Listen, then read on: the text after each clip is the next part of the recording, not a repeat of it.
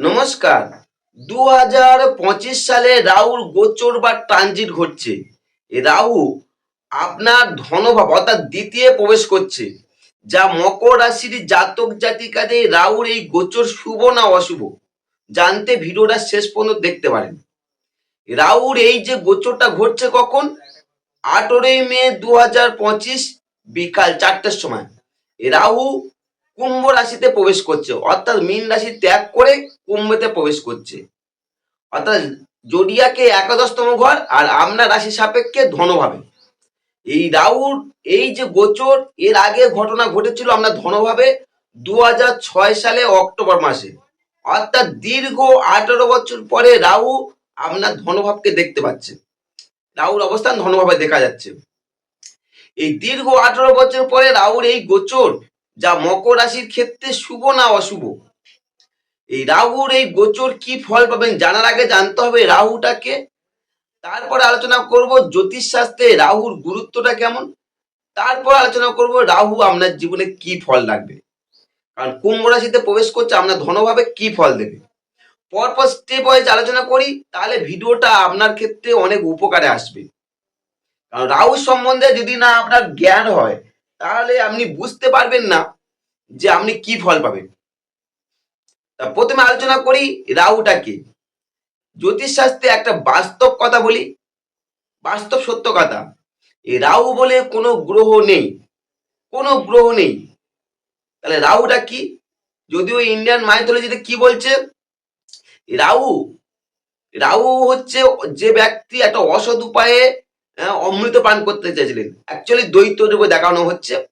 অসৎ উপায়ে অমৃত পান করতে চেয়েছিলেন, নারায়ণ তার সুদর্শন চক্রের দ্বারা মুন্ডুচ্ছেদ করে দেন। এই মুন্ডুর উপরের অংশটাকে বলছে রাহু, আর নিচের অংশটাকে অর্থাৎ ধরটাকে বলছে কেতু। ইন্ডিয়ান মাইথোলজি বলছে। আর জ্যোতিষশাস্ত্র কি বলছে, যে রাহু হচ্ছে একটা গাণিতিক বিন্দু। গাণিতিক বিন্দু, যে বিন্দুটা দূরবীন দ্বারাও দেখা যায় না, কিন্তু যেহেতু গাণিতিক বিন্দু তার তো একটা শুরু আর শেষ থাকে। এই শুরুটাকে বলছে রাহু আর শেষটাকে বলছে কেতু। অর্থাৎ হেড অফ ড্রাগন, শুরুটাকে বলছে হেড অফ ড্রাগনস, শেষটাকে বলছে টেল অফ ড্রাগনস। এই হেড অফ ড্রাগনস কে রাহু আর টেল অফ ড্রাগনস কে কেতু বলছে। জ্যোতিষ শাস্ত্রে রাহুর যে আমি আলোচনা করলাম, যার কোনো সত্তা নেই, তার গুরুত্ব কেমন। জ্যোতিষ শাস্ত্রে রাহুর গুরুত্ব অপরিসীম। যা কিছু প্রকাশের দিক নির্দেশ করে রাহু, আর যা কিছু গোপন দিক নির্দেশ করে কেতু। রাহু নির্দেশ করে ভোগ লালসা, স্বার্থপর, আকাঙ্ক্ষা, ক্ষুধা, দুর্দমনীয় পিপাসা, এইগুলো নির্দেশ করে রাহু। রাহুর প্রতিরূপক হলো কি? ছিন্নমস্তা। অর্থাৎ ছিন্নমস্তা দেবী হচ্ছে রাহুর ইষ্ট দেবী। রাহু এই যে পুরো রাশি চক্র, অর্থাৎ মেষ থেকে মীন পর্যন্ত 12টা রাশি আছে, এই যে 12টা রাশি ঘুরতে সময় লাগছে কতদিন? 18 বছর। আর একটা রাশি থেকে 8 রাশি শিফট করতে সময় লাগে 1.5 বছর। জ্যোতিষশাস্ত্র শুরুর পর রাহুকে উচ্চস্থ নিচস্থ মূল ত্রিকোণ ঘাট সেট করেছে জ্যোতিষীরা। কোন কোন স্থানে উচ্চস্থ হচ্ছে? রাহু উচ্চস্থ হচ্ছে মিথুন রাশিতে, নিচস্থ হচ্ছে ধনু রাশিতে, আর মূল ত্রিকোণ হচ্ছে কুম্ভ রাশিতে। অর্থাৎ উচ্চস্থ নিচস্থ মূল ত্রিকোণ স্থান। রাহু সঙ্গে গ্রহদের সম্পর্ক কেমন? রাহুর সঙ্গে শুক্র শনির যে কম্বিনেশন আছে, শুক্র আর শনি খুবই মিত্র সম্পর্ক। শুক্র শনির সঙ্গে বুধ আর বৃহস্পতি, এই যে দুটো প্ল্যানেট আছে বুধ বৃহস্পতি, এর সঙ্গে সম্পর্কটা না মিত্র না শত্রু, অর্থাৎ সমচোখে দেখে। আর রাহুর সঙ্গে কোন 3টে প্ল্যানেট সম্পর্ক খারাপ? সূর্য, চন্দ্র, মঙ্গল। এই 3টে প্ল্যানেটের সঙ্গে রাহুর সম্পর্ক ভালো না, খারাপ। অর্থাৎ কি হচ্ছে, মানে মিত্র না শত্রু নয়, এটা শত্রু। রাহু যে ঘরে অবস্থান করে সেই ঘর থেকে তার সেই ঘরে যেমন ফলদান করে, তেমনি তার 3টে দৃষ্টি আছে, পঞ্চম, নবম আর দ্বাদশ। অনেক জ্যোতিষী বলছে সপ্তমের দৃষ্টি আছে। আমি পূর্বে মেষ থেকে ধনুরাশি পর্যন্ত আলোচনা করেছি, সেখানে আমরা দেখতে পারেন যে আপনার সপ্তমের দৃষ্টি নেই কেন, সেটাও আলোচনা করেছি। যাই হোক, রাহু দৃষ্টি হচ্ছে পঞ্চম, নবম, দ্বাদশ। এবার রাহু আমাদের জীবনে কি প্রভাব রাখে, কারণ রাহুর স্টেপ ওয়াইজ পরপর আলোচনা করি। রাহু আমাদের জীবনে কি প্রভাব রাখে? রাহু আমাদের মনের উপর প্রভাব রাখছে ভোগের বাসনা, ভোগজনিত সুখ দুঃখ, অতৃপ্ত বাসনা, ক্ষুধা তৃষ্ণার অনুভূতি, ইন্দ্রিয় পরায়ণতা, স্বার্থপরতা, আত্মসর্বস্বতা, সৌন্দর্যবোধের অভাব, আধ্যাত্মিকতার অভাব, সব জিনিস আত্মসাৎ করবার প্রবল ইচ্ছা। এইটা হচ্ছে নির্দেশ করে রাহু আমাদের কথা মনের ওপর। রাহু আমাদের ভাব জগতে কি প্রভাব রাখছে? অসংযত ভোগ, স্বার্থ, স্থূলতা, কদর্যতা, অশ্লীলতা, অশিষ্টতা, দুর্বিনয়, পৌশাচিকতা, দুর্নীতি, আত্মসর্বস্ব। এটা নির্দেশ করছে আমাদের ভাব জগতে। রাহু আমাদের বাহ্য জগতে কি প্রভাব রাখছে? ভোগী ব্যক্তি, মলিন ও কুৎসিত বেশধারী ব্যক্তি, আত্মপরায়ণ, ইন্দ্রিয় পরতন্ত্র ব্যক্তি, লম্পট, বেশ্যা, চণ্ডাল, পৌতালিক, অসুচি ব্যক্তি, পশু প্রকৃতির ব্যক্তি, কুৎসিত জঘন্য স্থান, দ্রুতকীরা, দ্রুত স্থান, চোর, দস্যু, পরধন হারক নির্দেশ করে রাহু আমাদের বাহ্য জগতে।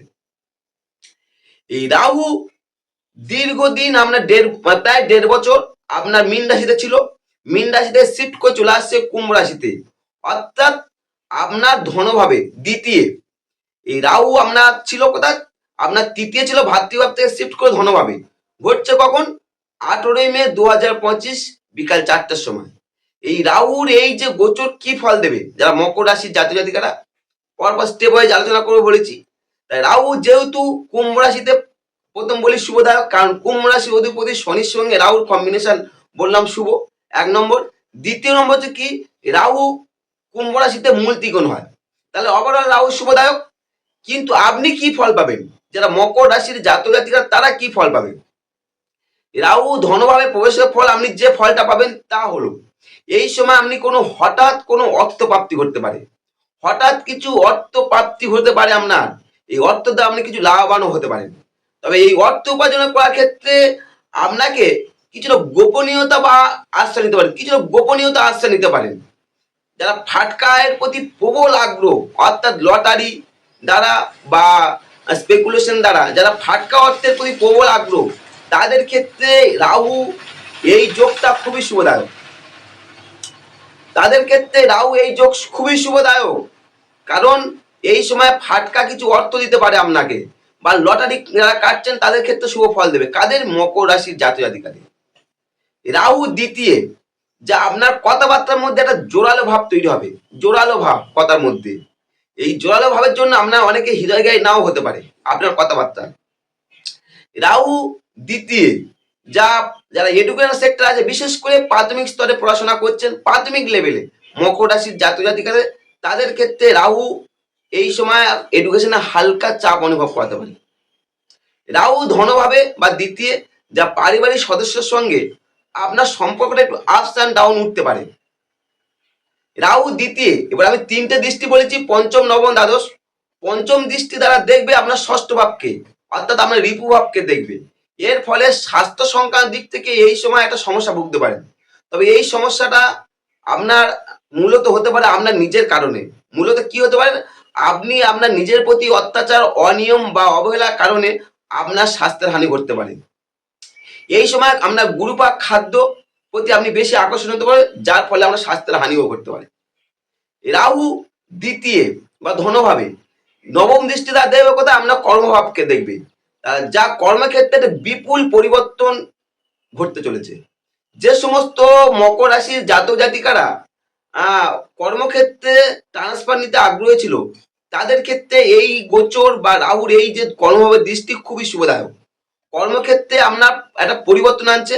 এছাড়া রাহুর দৃষ্টি যেহেতু কর্মভাবে থাকার ফলে কর্মক্ষেত্রে একটা বিশৃঙ্খলা বা গন্ডগোল উপস্থিত হতে পারে, হালকা কিছু বিশৃঙ্খলা বা গন্ডগোল। তবে কর্মক্ষেত্রে বিশৃঙ্খলা গন্ডগোল দিলেও কিন্তু কর্মে আমরা উন্নতি ঘটাচ্ছে বা প্রতিষ্ঠা লাভ ঘটাতে পারি কর্মে। রাহু দ্বিতীয়, দ্বাদশ দৃষ্টি দ্বারা আপনার রাশিকে দেখবে, আপনার রাশিকে দেখবে। এর ফলে আপনার ইন্দ্রিয়জ যে পঞ্চ ইন্দ্রিয় যে আছে আমাদের, আপনার ইন্দ্রিয় অনুভূতিগুলো সবকিছু বৃদ্ধি পাবে। আপনার মধ্যে একটা ব্যক্তিত্বের প্রকাশ বৃদ্ধি পাবে। রাহু যেহেতু আপনার দ্বিতীয় এবং দ্বাদশ দৃষ্টিতে আমরা রাশিকে দেখছি, এই ব্যক্তিত্বের মধ্যে কোনো অহমিকা থাকবে না।